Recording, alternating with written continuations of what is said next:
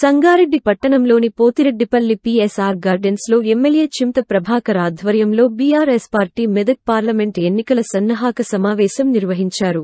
ఈ కార్యక్రమానికి ముఖ్య అతిథిగా మాజీ మంత్రివర్యులు తన్నీరు హరీష్ రావు, మెదక్ పార్లమెంట్ అభ్యర్థి వెంకట్రామిరెడ్డి హాజరయ్యారు. మెదక్ టీఆర్ఎస్ పార్టీ పార్లమెంట్ అభ్యర్థి వెంకట్రామిరెడ్డి మాట్లాడుతూ 11 సంవత్సరాలుగా ఉమ్మడి మెదక్ జిల్లాలో పనిచేశాను. నా కుటుంబ సభ్యుల జననం బాల్యం కూడా ఇక్కడే జరిగింది. తెల్లపూర్లో గత 6 రాష్ట్ర ప్రజలకు సేవ చేయాలని ఆనాడే నా రాజకీయ ప్రస్థానం సాగింది. నన్ను ప్రతినిధిగా గుర్తించింది ప్రజలు. వారికి ఎల్లప్పుడూ కృతజ్ఞతగా ఉంటాను. 25 సంవత్సరాలు ప్రభుత్వ అధికారిగా ఉన్న ఇకపై ప్రజాప్రతినిధిగా సమస్య పరిష్కరిస్తాను. నాపై అపవాదులు వేసే వారికి వారి ఇష్టానికి వదిలేస్తున్నాను. పేద విద్యార్థులకు పీవీఆర్ ట్రస్ట్ ద్వారా రానున్న 5 సంవత్సరాల వరకు 100 కోట్లతో విద్యకు కేటాయించబోతున్నానని అన్నారు.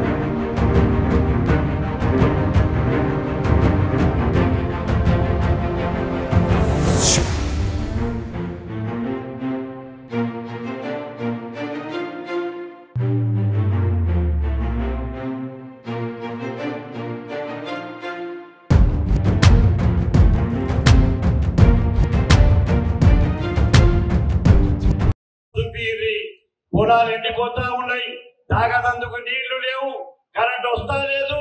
కాబట్టి ఆ వాస్తవాలని ప్రజలు నిన్న హరీష్ రావు గారు టెలికాన్ఫరెన్స్ పెడితే నేను విన్నా. కొంత మాట్లాడదామంటే డిస్కనెక్షన్ అయిపోయింది. ఎందుకనంటే నేనేమంటే ఎలక్షన్లు ఉన్నాయి, వాస్తవాలను తెలిపాలంటే మనం పల్లె పల్లె తిరగాలి, గల్లీ గల్లీకి పోవాలి. ఎక్కడంటే మనం కేసీఆర్ గారు 10 సంవత్సరాలలో నీళ్ళు ఇచ్చిండ్రు, కరెంట్ ఇచ్చిండు, పెన్షన్ ఇచ్చిండు, రైతు బంధు ఇచ్చిండు, రైతు బీమా ఇచ్చిండు, ప్రతిదీ ఇచ్చిండు. ఇవాళ ఏమొస్తాలేదు. నేను 30 సంవత్సరాలు కాంగ్రెస్ పార్టీలో ఉన్నా. సునీత లక్ష్మారెడ్డి గారు ఉన్నారు, జయపాల్ రెడ్డి గారు ఉన్నారు. మా కాంగ్రెస్ వాళ్ళకు సంగతి బాగా తెలుసు. వాళ్ళు ఎలక్షన్ తర్వాత ఇక గల్లాలు పట్టుకున్నాడు కాంగ్రెస్ నాకు తెలుసు. పార్లమెంట్ ఎలక్షన్ తర్వాత మీరు గల్లాలు పట్టుకోకపోతే నా పేరు ఫారూక్ హుసేన్ కాదు. ఎందుకు ఉన్నారు అని అంటే ఆగి ఈ పార్లమెంట్ ఎలక్షన్ కావాలనేటువంటి ఆలోచనలు ఉన్నారు అని చెప్తా ఉన్నాను. అందుకోసం దయచేసి మనలో ఎవరైనా పొల్లు ఉంటే వ్యవసాయ రైతు ఏం చేస్తాడు? పంట పండినాక తీసుకొచ్చి గాల్పు కొడతా ఉంటాడు, పొల్లు కొట్టుకోబోతుంది, గట్టిగా ఉంటది. ఆ గట్టిదే ఈ కార్యకర్తలు అని చెప్తా ఉన్నాం. దయచేసి మీరు హరీష్ రావు గారు చెప్తా ఉన్నారు, నేను ఒకటే విషయం, ఏ కార్యకర్త అయితే కష్టకాలంలో మనం ఓడిపోయినా, కేసీఆర్ గారు పడిపోయినా, వారి కాలిరిగినా, ఇవాళ మన కష్టకాలం ఉన్నా మన ఎంబడి ఉన్న వాళ్ళను చూసుకోవాలి. రాబోయే దినాలలో మనం అధికారంలో వస్తాం, దానికి బాధపడే అవసరం లేదు. నేను అపోజిషన్ లో ఉన్నా, అధికారంలో ఉన్నా, మంచిది చూసినా చెడ్డది చూసినా ఈ 70 సంవత్సరాలు 40 సంవత్సరాల జీవితంలో పోలీస్ కేసులను కూడా చేసిన. ఆనాడు మహాత్మా గాంధీ పోలీసుతో భయపడితే ఈ దేశానికి స్వాతంత్రం వచ్చేది కాదు. లేకపోతే కేసీఆర్ గారు భయపడి తెలంగాణ ఉద్యమంలో ఈ రాజశేఖర రెడ్డి గారి, కిరణ్ కుమార్ రెడ్డి గారి లోపడేస్తాడు, రాజ్యం చేస్తాడు అని చెప్పి కేసీఆర్ గారు, హరీష్ రావు గారు, కేటీఆర్ గారు భయపడితే, ఆనాడు ఈ కార్యకర్తలు భయపడితే ఇవాళ తెలంగాణ వచ్చేది కాదు అని మనం చేస్తా ఉన్నాం. అందుకోసం దయచేసి మీరు ధైర్యంగా ఉండాలి. మన నాయకుడు మన హరీష్ రావు గారు ఉన్నారు, 24 గంటల్లో 18 గంటల పనిచేసినటువంటి నాయకుడు ఎవరైనా ఉన్నారు అంటే టోటల్ ఆంధ్రప్రదేశ్ తెలంగాణలో ఒకే ఒకడు ఉన్నాడు, అది హరీష్ రావు గారు. రాత్రి 12 గంటలకు ఫోన్ చేయండి, డబ్బులు రాబట్టకపోతే పొద్దుగల ఏం సంగతి, ఫారూక్ భాయ్ ఏం ఏం సంగతి అని చెప్పి కష్టకాలంలో ఆదుకున్నటువంటి వ్యక్తి హరీష్ రావు గారు ఉన్నారు. కాబట్టి టైం తక్కువది. నేను మళ్ళీ ఒకనాడు సంగారెడ్డికి వస్తా. దయచేసి मुस्लिम सोदरों को मैं मुसलमान भाइयों से अपील कर रहा हूँ कि हिंदुस्तान की 28 रियासतों में अगर अमन है तो केसीआर के जमाने में 10 साल यहाँ अमन था, क्योंकि मैं यूथ कांग्रेस में काम किया था।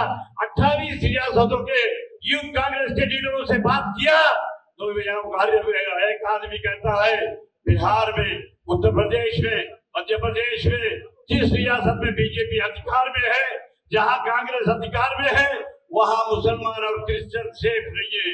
वहां पर जुल्म ज्यादती हो रही है, मुसलमानों पे जुल्म ज्यादती हो रही है, क्रिश्चियनों पे जुल्म ज्यादती हो रही है, हरिजनों पे जुल्म ज्यादती हो रही है, आदिवासियों पे जुल्म ज्यादती हो रही है। ये जुल्म ज्यादती नहीं होने का मकसद है कि 10 साल में केसीआर साहब की जो हुकूमत थी, यहाँ पर अमन और सुकून था, भाईचारगी थी, मोहब्बत थी। इसी तरह से हम अमन से मिलकर रहेंगे, जैसा कि हमारे बुजुर्गों ने कहा, हिंदू मुस्लिम सिख ईसाई आपस में है भाई भाई। इसी तरह का नारा देते हुए हम गली गली जाएंगे, महिला महिला जाएंगे, हर वर्कर के साथ मिलकर, जैसा कि कहा था इससे पहले। అంటే ఎక్కువ తెలుసు, ఎందుకంటే ఎప్పుడు ప్రజల్లో ఉంటూ వాళ్ళ సంక్షేమం గురించి, వాళ్ళ ఇబ్బందులు తెలుసుకొని వాళ్ళు ప్రభుత్వం అందించే ఫలాలను మనకు అందించే దశలో వాళ్ళు ఉన్నారు. కనుక ఆయన చక్కగా పరిపాలన రేపు ఎంపీగా గెలిపించుకుంటే మనము మన ప్రజలకు అండదండగా ఉండి చక్కటి పరిపాలన అందించగలరని కూడా మనము చెప్పుకోవాలి. ఈరోజు రైతుల విషయమే తీసుకోండి, పంట పండించే దశలో ఉందా ఈరోజు మన తెలంగాణ రాష్ట్రము. వరి పెట్టిండ్రు, వరి మధ్యలోనే సగం వరి ఉంటేనే ఎండిపోయే పరిస్థితిలో ఉంది. తాగడానికి నీటి ఎద్దడి, కరెంట్ 24 గంటలు లేకుండా పోయింది. ఇలా చెప్పుకుంటూ పోతే గత ప్రభుత్వం ఏర్పాటు చేసిన దాంట్లో ఏ ఒక్కటి కూడా ఈ రోజు ఈ 100 రోజుల పరిపాలనలో ఈ ప్రభుత్వం ఏ ఒక్కదానిపైన కూడా దృష్టి సారించకుండా రోజు ఒకరిని అరెస్ట్ చేస్తూ వాళ్ళని ఇబ్బందులు పెడుతూ ప్రజల్ని భయప్రాంతంగా చేసి టీఆర్ఎస్ పార్టీ నాయకులను ఇబ్బందులకు గురి చేసి వాళ్ళని మన పార్టీలోకి తీసుకోవాలనే ఆలోచనలే చేస్తుంది. కానీ ప్రజల సంక్షేమం గురించి, ప్రజల ఇబ్బందుల గురించి ఈరోజు ఈ ప్రభుత్వం ఆలోచించడం లేదు. అదంతా మనం గ్రహించి ప్రతి ఒక్కరికి ఈ విషయాలన్నీ మనము చేకూర్చాల్సిన బాధ్యత మనందరిపైన ఉంది. ఆ విధంగానే మహిళా సోదరి మనందరికీ కూడా ఈరోజు కళ్యాణ లక్ష్మి షాదీ ముబారక్ దాంట్లో గత ప్రభుత్వం ఏదైతే సంక్షేమం అందించిందో ఆ విధంగానే ఉంది. దానిపైన మేము ఇంకా తులం బంగారం పెడతాము చేస్తామని చెప్పారు, కానీ ఇప్పటి వరకు అయితే అది ఆచరణలోకి రాలేదు. ఇక ముందు వస్తుందనే కూడా గ్యారెంటీ లేదు. ఇలాంటి విషయాలన్నీ ప్రతి ఒక్కటి మహిళలకు కూడా అర్థమయ్యే విధంగా మనం అందరము వరకు చెప్పి చేసి వాళ్ళ మనసుల్లో ఉన్న కలుషాన్ని తొలగించి మన పార్టీని విజయ దిశగా ఎందుకు తీసుకెళ్లాలని మిమ్మల్ని అందరినీ కోరుకుంటూ ఏమండి మేము మంచి మార్పు చూపిస్తామని చెప్పినటువంటి మరి కాంగ్రెస్ ప్రభుత్వం ఏం చేసిందో మనందరికీ తెలిసిందే. వాళ్ళు అదే చెప్పడం జరిగిందంటే రైతులకు రైతు భరోసా ఇస్తామని చెప్పి 15,000 ఇస్తామని ఇంతవరకు ఇవ్వలేదు. మరి చాలా మందికి 4 ఎకరాల వరకు వచ్చింది కానీ ఇంతవరకు రాలేదు. అది ఒక మార్పు చూపించడం జరిగింది. రైతులకు నిరంతరం 24 గంటలు కరెంట్ ఇచ్చినటువంటి కేసీఆర్ గారు ఉంటే ఈ రోజు కరెంట్ లేక కష్టాలు పడుతున్నటువంటి రైతులు చూస్తా ఉన్నాం. అదే విధంగా రైతులకు సంబంధించి బోనస్ ఇస్తామన్న 500 అది ఇంతవరకు రాలేదు. కళ్యాణలక్ష్మి షాది ముబారక్ సంబంధించి మనం ఇచ్చే 1,00,000 రూపాయలతో పాటు మరొక తులం బంగారం ఇస్తామన్నారు. అది ఇవ్వకుండా మనకు మార్పు చూపించడం జరిగింది. మిషన్ భగీరథ ద్వారా మనకు తాగునీరు ఇబ్బంది లేకుండా చూసినటువంటి కేసీఆర్ గారు మిషన్ భగీరథకు సంబంధించి ఈ రోజు కరెక్ట్ నడిపించకపోవడం వల్ల నీళ్లు రాకుండా గ్రామాల్లో ఉన్నటువంటి వాళ్ళకి మార్పు చూపిస్తాను.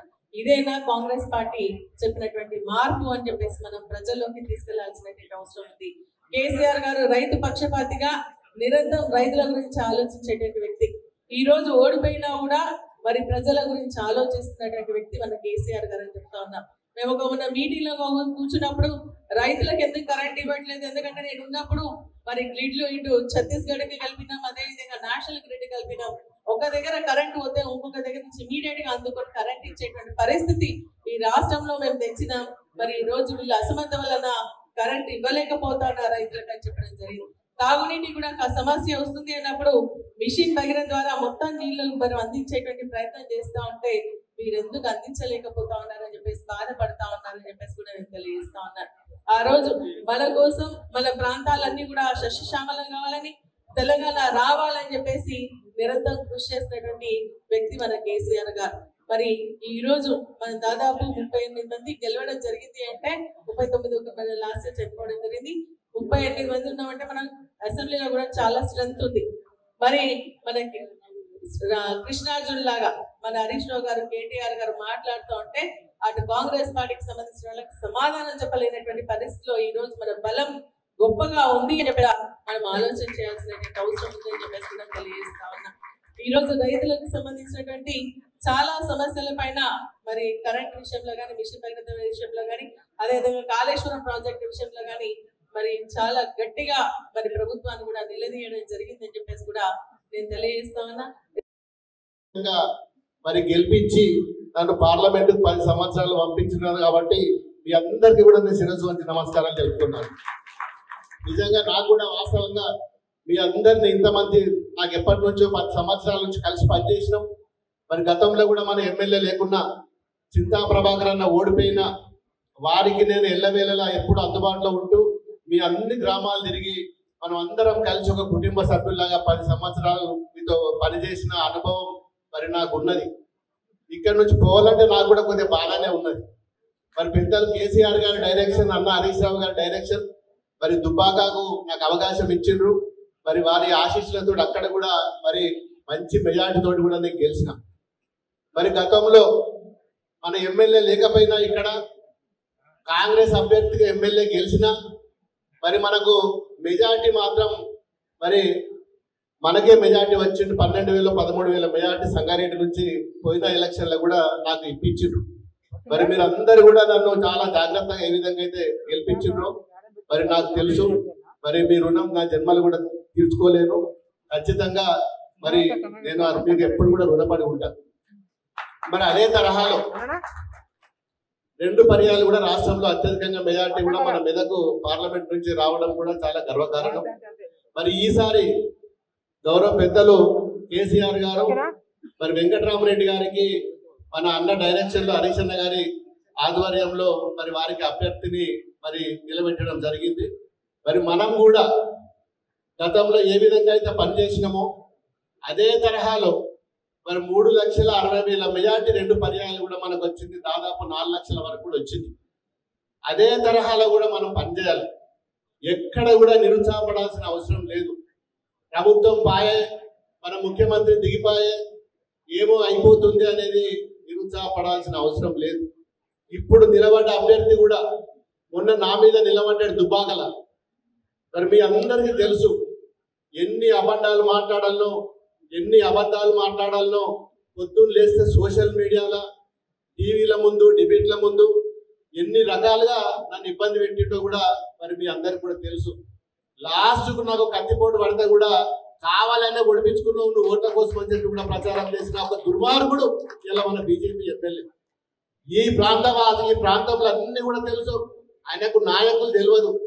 ఈ ప్రాంతంలో లిటిగేషన్ ఉన్న ల్యాండ్ల సర్వే నెంబర్లు తెలుసు, కంపెనీలు తెలుసు, ఏ కంపెనీలో ఏ విధంగా దోసుకోవాలో తప్ప ఆయనకి ప్రాంతం మీద ప్రేమ లేదు. ఆయన వచ్చేది కలెక్షన్ల గురించి ఎలక్షన్ల గురించి కాదు. ఖచ్చితంగా కలెక్షన్లు చేసుకోవాలి, డబ్బు దండుకోవాలనే ఒక దుర్మార్గము ఆలోచనతో ఈరోజు ఎన్నికల్లో పోటీలో ఉన్న అభ్యర్థి మన అభ్యర్థి బీజేపీ అభ్యర్థి. ఇక కాంగ్రెస్ వల్ల ఇప్పటి వరకు క్యాండిడేట్ను డిక్లేర్ చేయలేదు, వాళ్ళ క్యాండిడేట్లు కూడా దొరకలేదు. ఇక ఈ సోషల్ మీడియాలో ఇంకేదో నమ్మి మనం ఎక్కడ కూడా మోసపోతుంది.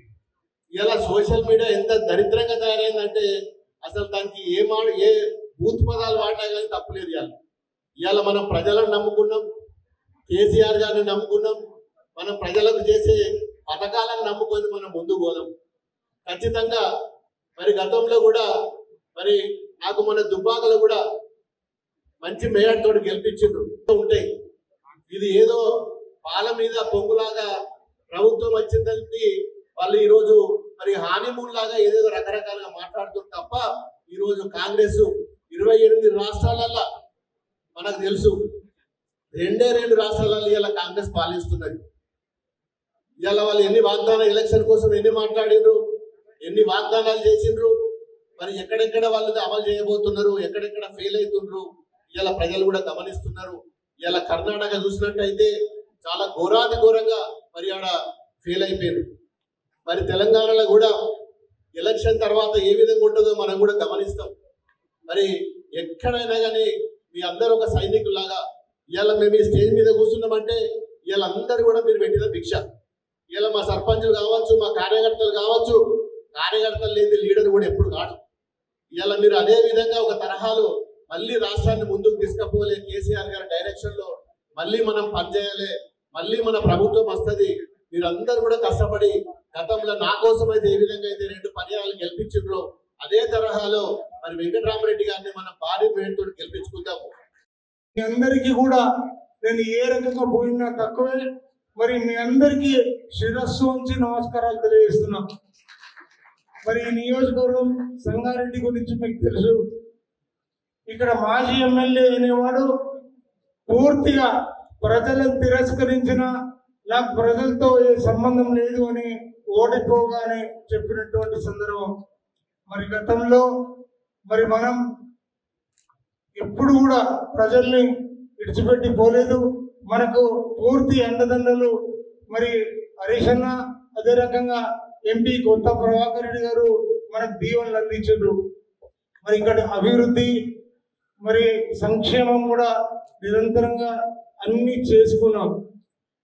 మరి ఒకటే ఇప్పుడు మన ముందరున్న కర్తవ్యం.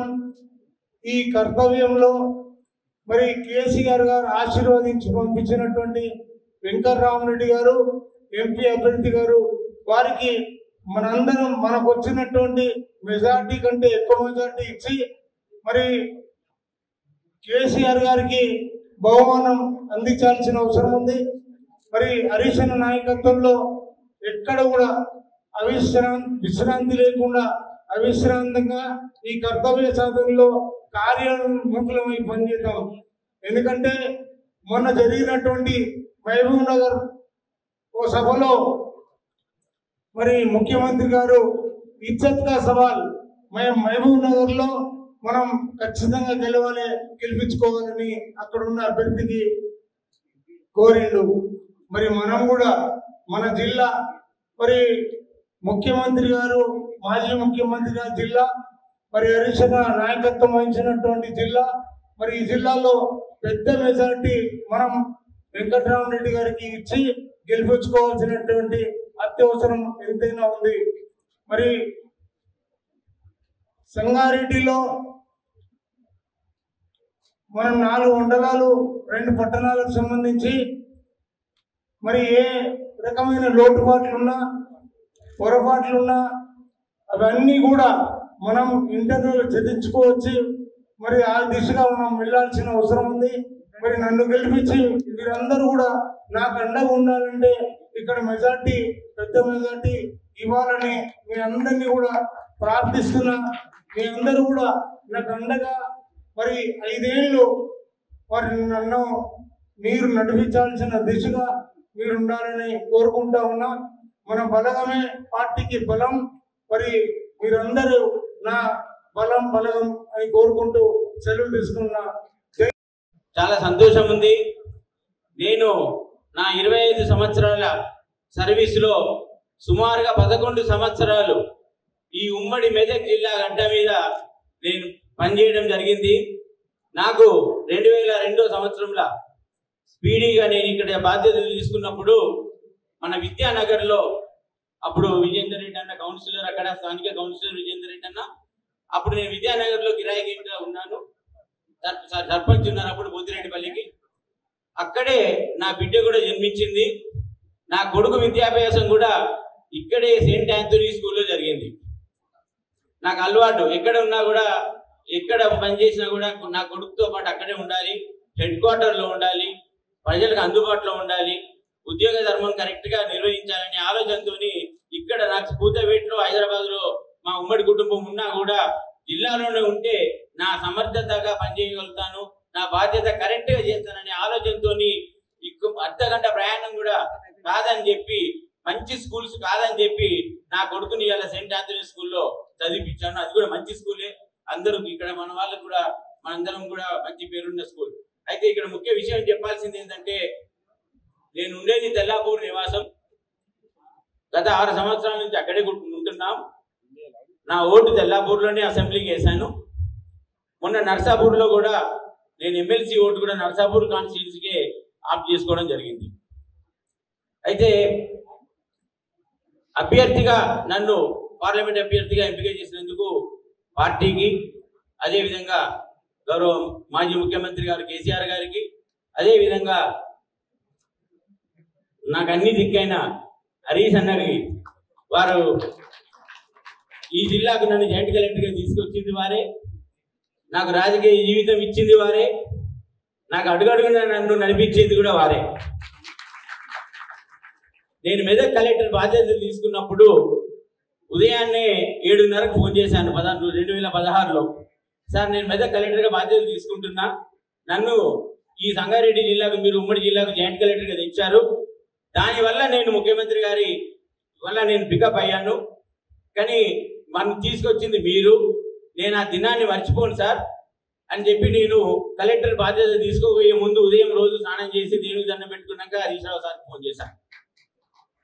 చేస్తే ఆ రోజు ఒక మాట అన్నారు, ఈ వేదిక మీద నేను చెప్పాల్సిన అవసరం ఉంది ఈరోజు. నువ్వు సమర్థుడివి, ప్రజల కొరకు పనిచేస్తావు, నీకు కలెక్టర్ ఉద్యోగం చిన్నది, నిన్ను ఎన్నడో ఉన్నాడు నేను చట్టసభలో కూర్చుంటే పెడతా అని చెప్పేసి నాకు ఆ రోజు చెప్పారు. 2016లో చెప్పారు. నేను ఊహించలే, నాకు ఈ అవకాశం ఇవాళ వస్తుంది సార్, నాకు ఇస్తారని చెప్పి ఊహించలేదు నేను. ఇక్కడ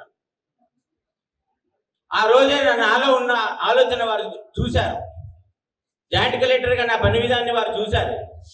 నువ్వు సమర్థంగా చేయగలుగుతావు, నీలాంటి వాళ్ళు చట్టసభలో ఉండాలి, నీలాంటి వాళ్ళు ప్రజల దగ్గర ఉండాలి, నీలాంటి వాళ్ళు మా టీంలో జైలుగా, నువ్వు టీఆర్ఎస్ టీంలో నువ్వు జైలు కావాల్సిన అవసరం ఉంది అని చెప్పి ఆ రోజు మన మంత్రివర్యులు నిర్ణయం తీసుకున్న మేరకి ఈ రోజు నా రాజకీయ ప్రస్తావన స్టార్ట్ అయిపోయింది. దాన్ని గుర్తించి కలెక్టర్గా భారతదేశ చరిత్రలో మన భారతదేశంలో సుమారుగా 728 జిల్లాలు ఉన్నాయి. సుమారుగా 728 జిల్లాలలో ఒక కలెక్టర్ అనే ఆఫీసరు యావరేజ్ గా 2 సంవత్సరాలు, సంవత్సరంన్నర, 2.5 సంవత్సరాలు మాత్రమే పనిచేస్తారు. అలాంటిది మన గౌరవ మాజీ మంత్రివర్యులు హరీష్ అన్న గారు, గౌరవ మాజీ ముఖ్యమంత్రి కేసీఆర్ సార్ నన్ను సుమారుగా 7.5 సంవత్సరాలు ఉమ్మడి జిల్లాకు జాయింట్ కలెక్టర్గా, సిద్దిపేట జిల్లాకు సుమారుగా 5 సంవత్సరాలు కలెక్టర్గా ఉంచారంటే భారతదేశంలో ఐఏఎస్ ఆఫీసర్లు ఎంతమంది ఉన్నా కూడా అందులో అంత పెద్ద అవకాశం వారి వల్ల నా ఒక్కరికే దక్కిందని చెప్పి చెప్తా ఉన్నాను. అయితే ఇక్కడ ఒక కీలకమైన విషయం మనందరం గుర్తుంచుకోవాలి. మీ అందరికీ నేను సమన్వయంగా మనవి చేస్తా ఉన్నాను. ఇవాళ ఏదో ముఖ్యమంత్రి గారు ఏదో మంత్రి గారు నన్ను ఉంచాలి అంటే ఉంచరు. నన్ను ఉంచేది ప్రజలు, నన్ను ఉంచేది పార్టీ లీడర్లు. ఆ సీట్లో నన్ను ఉంచిండ్రు అంటే ప్రజాదరణ ఉంది కాబట్టి, ప్రభుత్వ పథకాల అమల్లో బాగా ఉంది కాబట్టి, జిల్లా వేగంగా అభివృద్ధి చెందుతుంది కాబట్టి, భారతదేశ మ్యాప్ లో సిద్దిపేట జిల్లా ఉంది కాబట్టి, ఈ అధికారి పోతే బాగుంటది అనే ఆలోచనతో నాకు వారి దీవెనలు ఉన్నాయి కాబట్టి, వారి సపోర్ట్ ఉంది కాబట్టి, గౌరవ ముఖ్యమంత్రి గారి ఆదేశాలు ఉన్నాయి కాబట్టి, గౌరవ మంత్రి గారు అప్పటి మంత్రి గారు వారి ఆదేశాలు ఉన్నాయి కాబట్టి సమర్థంగా పనిచేశాను. ప్రజలకు చేరువయ్యాము. ప్రజల అనుమతి ఉంది కాబట్టి, ప్రజలు కోరుకున్నారు కాబట్టి, ప్రజా ప్రతినిధులు కోరుకున్నారు కాబట్టి ముఖ్యమంత్రి గారు కూడా అదే విధంగా నన్ను కంటిన్యూ చేయడం జరిగింది. ఏ ఒక్కరోజు కూడా ప్రజలకు దూరంగానో ప్రభుత్వ పనికి దూరంగానో ఉండలేదు.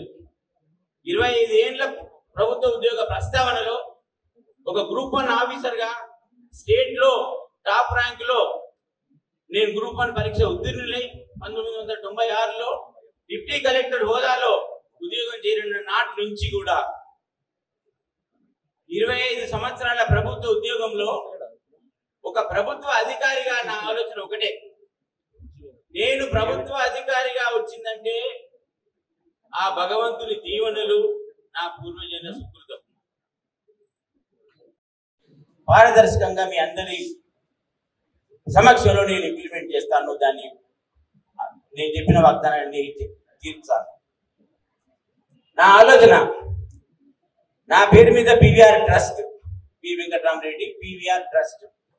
ఈ పీవీఆర్ ట్రస్ట్ కింద పేద విద్యార్థులు, కార్యకర్తల, మన బీఆర్ఎస్ కార్యకర్తల, పేద కార్యకర్తల కుటుంబాల పిల్లలకు, అదేవిధంగా మన పార్టీ కాకుండా కూడా, మన పార్టీ నాయకులు కాకుండా కూడా ఏదైనా పేద విద్యార్థి, పేద కుటుంబాలు ఉంటే విద్య కొరకు రానున్న 5 సంవత్సరాలు నా ఎంపీ పదవి ముగిసే వరకు 100 కోట్లతోనే పీవీఆర్ ట్రస్ట్ పెట్టబోతున్నాను. ఆ పీవీఆర్ ట్రస్ట్ పేద విద్యార్థుల చదువులు, ఫీజుల కొరకే ఉపయోగపడుతుంది. ప్రతి సంవత్సరం వెబ్సైట్ లో ఆ ట్రస్ట్ ఖర్చు వివరాలన్నీ కూడా ఈ నియోజకవర్గంలో ఉన్న ప్రతి పౌరునికి అందే విధంగా చేస్తాను. మీతో ఉండి మీ కష్టాలలో పాలు పంచుకుంటానని చెప్పి నేను ఈ సభా వేదిక మీద వాగ్దానం చేస్తా ఉన్నా. నా జీవితంలో అబద్ధం ఆడలేదు. నా జీవితం ఉన్నంత వరకు కూడా నేను అబద్ధం ఆడనని చెప్పి కూడా నేను మళ్ళీ మీకు ఒకసారి చెప్తా ఉన్నాను. 9 నెలల లోపల ఫంక్షన్ హాల్స్ ఓపెన్ చేసి, గెలిచిన నెల రోజుల్లో కూడా ట్రస్ట్ ఓపెనింగ్ కార్యక్రమాలు 7 నియోజకవర్గ కేంద్రాలలో ఓపెన్ చేస్తాను. కార్యకర్తల సమక్షంలో ఓపెన్ చేస్తాను. గెలిచిన నెల రోజుల్లో కూడా ట్రస్ట్ ఓపెన్ చేస్తాను. గెలిచిన 9 నెలల్లో కూడా ఇలాంటి ఫంక్షన్ హాల్ ఓపెన్ చేస్తానని చెప్పి మీకు వాగ్దానం చేస్తా ఉన్నా. దయచేసి ఈ హాల్లో ఉన్న కార్యకర్తలు, మీరు ప్రభాకర్ అన్నని గెలిపించారు. ఆ రోజు ప్రభుత్వంలో ఉన్నాం. మాట తప్పని వ్యక్తిని, నేను వెనుకకు పోని వ్యక్తిని, నా జీవితం ఉన్నంత వరకు అబద్ధం ఆడని వ్యక్తిని, కాబట్టి నన్ను నమ్మండి అని చెప్పి కోరుకుంటూ, నేను చెప్పిన అన్ని కూడా కళ్ళారా మీరు చూస్తారని చెప్తూ, నేను మీకు అవకాశం ఇచ్చిన పెద్దలకు, ఈ కార్యక్రమాన్ని విజయవంతం చేసినందుకు ప్రభాకర్ అన్న కూడా ధన్యవాదాలు చెప్తాను. పోయిన 2 సార్లు కూడా మనం ప్రభాకర్ అన్నని గెలిపించుకుంటే రాష్ట్రంలోనే అత్యధిక మెజార్టీతో మెదక్ ఎంపీ గెలిచిన విషయం గెలిపించిన మీ అందరికీ కూడా తెలుసు. సో ఈసారి కూడా తప్పకుండా మెదక్ మీద ఏ జెండా ఎగురుతుందంటే అది గులాబీ జెండా. మన కాబోయే ఎంపీ మన వెంకటరామరెడ్డి గారు, గౌరవనీయులు పెద్దలు. అర్థమైంది, మెదక్లో ఎవరు గెలుస్తారంటే బీఆర్ఎస్ పార్టీ గెలుస్తుంది, అట్లా ఎవరికి అనుమానం లేదు. కాంగ్రెస్ పార్టీలో కొంతమంది సర్వే చేసుకుపోయారు పోటీ చేద్దామని. సర్వే చూసుకున్నాక లాభం లేదు, పోటీ చేస్తే అని తోక ముడిచి వెళ్ళిపోయింది. ఇవాళ బీజేపీకి వెళ్ళి అభ్యర్థి వచ్చిండు. ఆ అభ్యర్థి మంచోడైతే మొన్ననే దుబ్బాకలో గెలిపియాలి కదా. ఆయన 4 ఏళ్ళు ఎమ్మెల్యేగా పనిచేసిన తర్వాత 4 ఏళ్ళు ఎమ్మెల్యేగా ఆయన పాలన చూసిన తర్వాత ఈయన మాకు పనికిరాడు అని 54,000 ఓట్లతో కొత్త ప్రభాకర్ రెడ్డి గారిని గెలిపించాడు. నువ్వు నిజంగా పనివంతుడివి అయితే దుబ్బాకర్ని మొన్ననే గెలిపించారు కదా. 4 ఏళ్ళు నువ్వు ఎమ్మెల్యే పనిచేసిన తర్వాత నీ పనితీరు బాగలేదు, నువ్వు మాకు పనికిరావు అని ఆయనను పక్కకు పెట్టి 54,000 ఓట్లతో కొత్త ప్రభాకర్ రెడ్డిని గెలిపించారు. అంటే ఈరోజు ఖచ్చితంగా బీఆర్ఎస్ పార్టీ గెలుపు ఖాయం, దీన్ని ఎవరు కూడా ఆపలేరు అని చెప్పి కూడా నేను మీ అందరికి మనం చేస్తా ఉన్నాను. దయచేసి మన కార్యకర్తలను కూడా అందరం కష్టపడి పనిచేద్దాం. మొన్న మీరు చింత ప్రభాకర్ రెడ్డి కోసం అందరు కూడా చాలా కష్టపడి పనిచేసినారు, మంచి విజయాన్ని మీరు సాధించారు. అదే స్ఫూర్తితో ఇవాళ అందరం కూడా మనము ఓన్ చేసుకోండి, ఎవరికి వాళ్ళం మనమే అభ్యర్థి అనుకోని మనము వెంకట్రామరెడ్డి గారిని గెలిపించుకోవాల్సిన అవసరం ఉంది. వెంకట్రామరెడ్డి గారు కొన్ని విషయాలు చెప్పారు. ఇప్పుడు సౌమ్య అనే అమ్మాయి కానీ ఆ కుటుంబాన్ని డాక్టర్లు చేసిన నిజంగా ఈ కాలంలో ఉంటారా? సొంత పిల్లలలాగా ఆ కుటుంబాన్ని చదివించి ఇవాళ 2 డాక్టర్లను చేసిండు అంటే ఎంత మనసు ఉంటే చేయాలి. ఆయన ఆ రోజు రాజకీయాల్లోకి వస్తా అనుకోలే, ఎంపీకి పోటీ చేస్తా అనుకోలే. ఇంకొక ఉదాహరణ చెప్పాలి మీకు.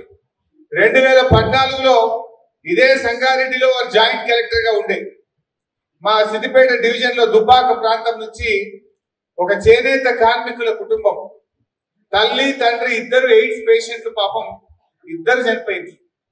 2 ఆడపిల్లలు, రోజా రమణ్య పేరు రాధా రాధిక. అది అయితే ఆ పిల్లలకు తెలియదు, దయచేసి మీరు రాయొద్దు, పిల్లలకు ఆ ఎయిడ్స్ తో చనిపోయిన విషయం తెలియదు. అయితే ఆ పిల్లలు రాధా రాధిక, ఆ 2 పిల్లలు ఇక్కడికి వచ్చి ప్రజావాణిలో దరఖాస్తు ఇచ్చింది. అమ్మా నాన్న 2 చనిపోయిండ్రు, మేము అనాథలమైన మమ్మల్ని కాపాడుకోండి. ఇస్తే వారు ఒక మనసున్న మనిషి కనుక వాళ్ళని ఇక్కడనే సంగారెడ్డిలో హాస్టల్లో చేర్పించి ఆ పిల్లల్ని ఇక్కడ చదివించారు.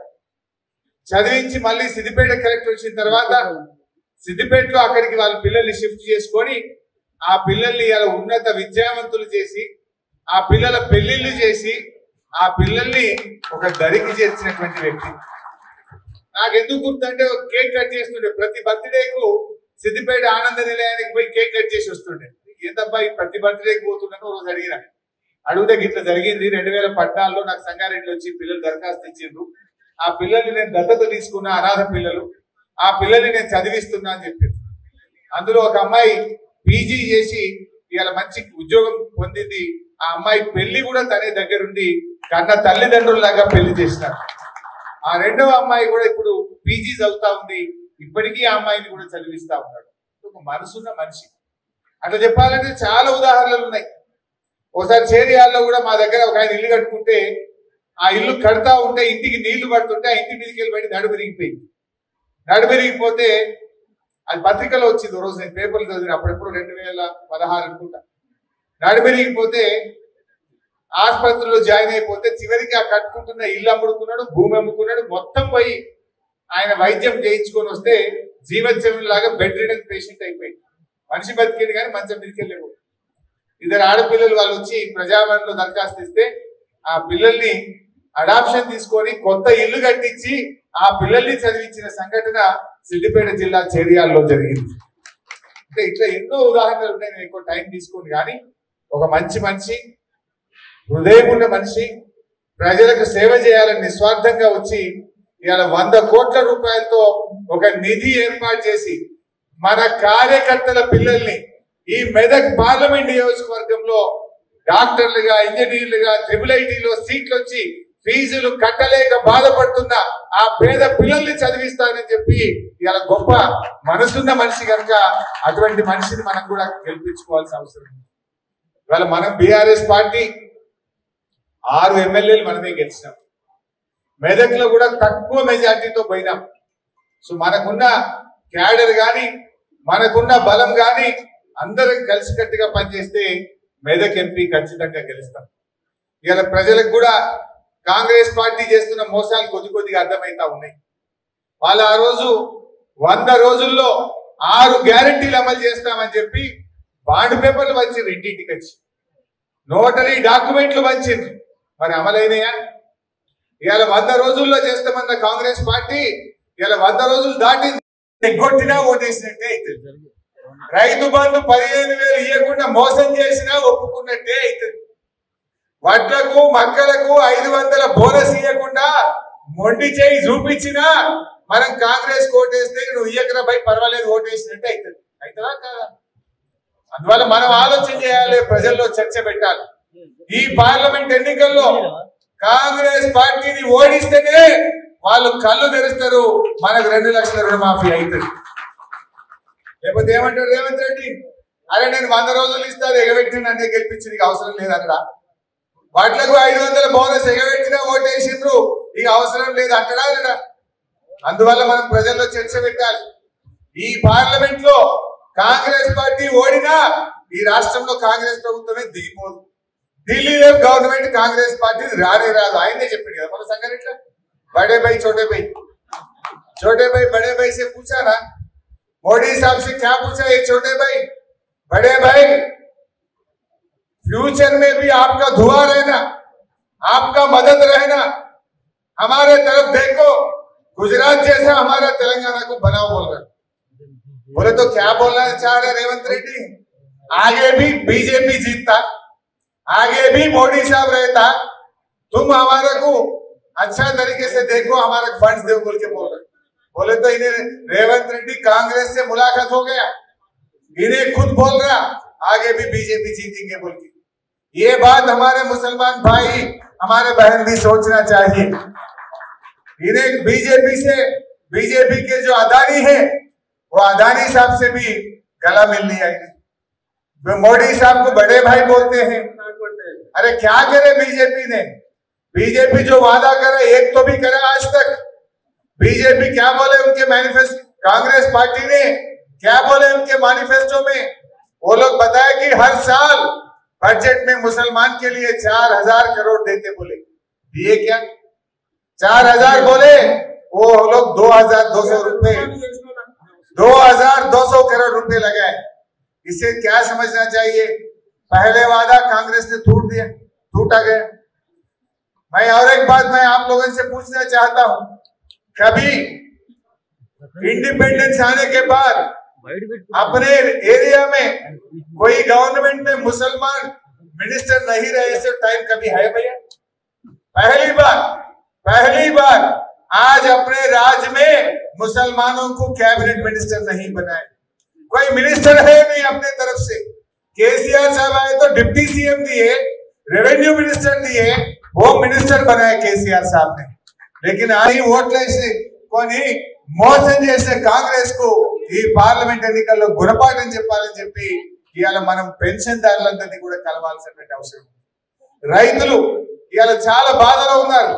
కాంగ్రెస్ వచ్చిన ఈ 4 నెలల్లో 180 మంది రైతులు ఆత్మహత్య చేసుకున్నారు, 38 మంది ఆటో కార్మికులు ఆత్మహత్య చేసుకున్నారు. కాంగ్రెస్ వచ్చింది, రైతుల కష్టాలు మొదలైనవి. మోటార్లు కాలుతా ఉన్నాయి, ట్రాన్స్ఫార్మర్లు కాలుతా ఉన్నాయి, పంటలు ఎండుతున్నటువంటి పరిస్థితి ఇవాళ రాష్ట్రంలో ఉన్నది. మరి ఇలాంటి పరిస్థితుల్లో రైతులు కూడా ఇవాళ కేసీఆర్ గారిని యాడ్ చేసుకుంటున్నారు. కేసీఆర్ గారు ఉండగా మోటార్లు కాలలే, టైం మీద రైతు బంధు వచ్చిందా లేదా? అప్పుడు కరోనా भी आए लेकिन రైతు బంధు असली टाइम पे केसीआर साहब ने दिया। కరోనా వచ్చినా సకాలంలో రైతు బంధు అందించిండు కేసీఆర్. కానీ ఇలా కాంగ్రెస్ ప్రభుత్వం ఇలా పంట కోతకొచ్చినా ఇంకా కొంతమందికి రైతు బంధు పడని పరిస్థితి ఉంది. అది పెట్టుబడి సహాయమా? పెట్టుబడి సహాయం అనేది పంట పెట్టేటప్పుడు ఇవ్వాలి, పంట కోతకొచ్చినా ఇంకా రైతు బంధు ఇవ్వనటువంటి పరిస్థితి ఇలా రాష్ట్రంలో కాంగ్రెస్ పార్టీ పరిస్థితి. అంటే ఇలా రైతులను నట్టేయటం వచ్చినారు. ఇలా మనం డిమాండ్ చేయాలి, వడ్లు వస్తున్నాయి, వడ్లకు మక్కలకు 500 బోనస్ ఇవ్వమని చెప్పి గ్రామాల్లోకి వచ్చే కాంగ్రెస్ పార్టీ నాయకులను ఎక్కడికక్కడ మనం నిలదీయాలి. రైతుల జీవితాల్లో మార్పు తెచ్చిందా? కార్మికుల జీవితాల్లో మార్పు తెచ్చిందా? 157 మెడికల్ కాలేజీలు పెడితే కనీసం తెలంగాణకు ఒక్క మెడికల్ కాలేజ్ అని ఇచ్చిందా? ఇలా సంగారెడ్డికి గవర్నమెంట్ మెడికల్ కాలేజ్ ఇచ్చింది మన కేసీఆర్, మన బీఆర్ఎస్ గవర్నమెంట్. ఇలా మెడికల్ కాలేజీలో పిల్లలు చదువుతున్నారంటే, చాలా మందికి ఉద్యోగాలు వచ్చినాయంటే, పేదలకు వైద్యం దొరుకుతుందంటే మన గులాబీ జెండా ఇచ్చింది. ఆనాడు మన ఎమ్మెల్యే లేకపోయినా మన కేసీఆర్ గారు చింత ప్రభాకర్ అన్న కోరితే గవర్నమెంట్ మెడికల్ కాలేజీని సంగారెడ్డికి తెచ్చింది మన బీఆర్ఎస్ పార్టీ. ఏమిచ్చింది కాంగ్రెస్?